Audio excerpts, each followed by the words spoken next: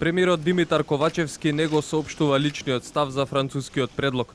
Вели кога документот ќе стигне во Македонија и владата ќе оформи мислење, тоа ќе биде неговиот став, а во моментов единствено Министерството за надворешни работи врши анализа за тоа што содржи предлогот. Оваа негова изјава ја поддржува и владината коалиција, која денеска час и половина разговараше во владата за предлогот на Парис, но и за изборите и антикризните мерки.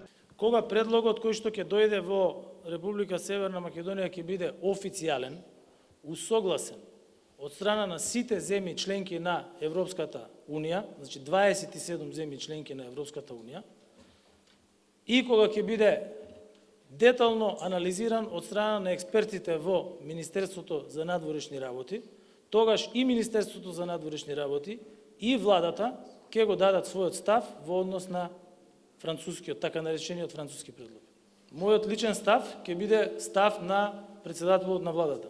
Избори, вели премиерот, ќе има, но не предвремени, туку редовни во 2024 година, заедно со председателските.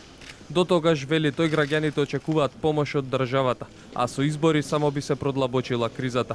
Ја повика и опозицијата да ја прекине блокадата во собранието и да се откаже од блокада на институциите која вчера на протести ја најави лидерот на ВМРО ДПМН Христијан Мицкоски, бидејќи според него местото за разговори е внатре во државните институции, а не на улица, и повтори дека уцени не прифаќа. Следните парламентарни избори ќе се одржат во редовниот термин во 2024 година.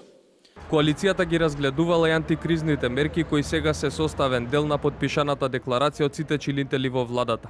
Според Ковачевски следува период кога владата ќе се фокусира на економијата и надминување на последиците од кризата преку испорачување на нов пакет антикризни мерки, а во најава се и системски реформи и неселективна борба против високата корупција. Оваа коалициона средба доаѓа еден ден по протестот на опозицијата, на кој Мицкоски побара премиерот да не го прифати францускиот предлог, но и да испорача датум за избори.